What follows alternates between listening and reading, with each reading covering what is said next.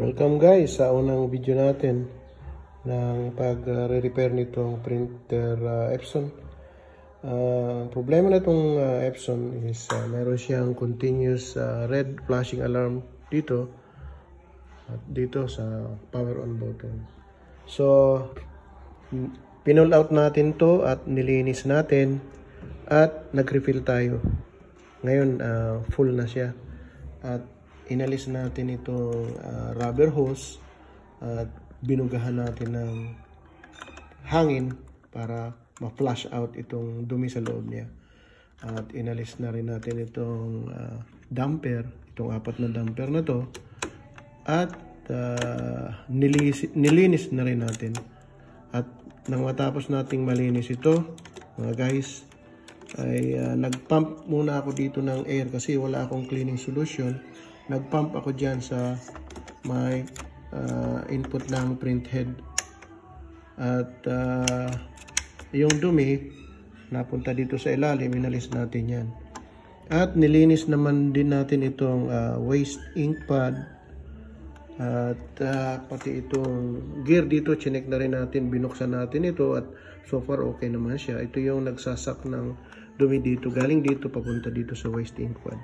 At the same time, tiningnan din natin itong mga gear natin dito kung okay o hindi.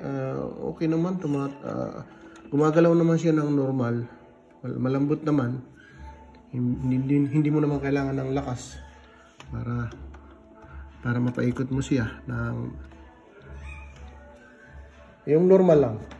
At itong check natin itong mga spring kung may natanggal, may nakaharang na mga bato or dumi, so far okay naman. At the same time, itong flex cable na to, tinanggal natin ito at nire-insert natin.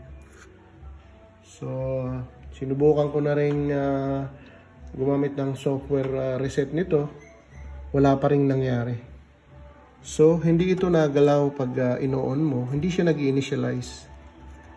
Okay, so ang last na ginawa natin ay chinek natin itong CR motor. Sinuplayan natin ito ng 5 volts DC. Mayroon tayong power supply dito. Ginamitan ko ng 5 volt DC. Nakaset siya sa 500 milliampere. Siguro pwede na rin 5 volt DC at saka 1 ampere. Para lang matest itong CR motor. At yun nga, walang response. Hindi siya gumalaw.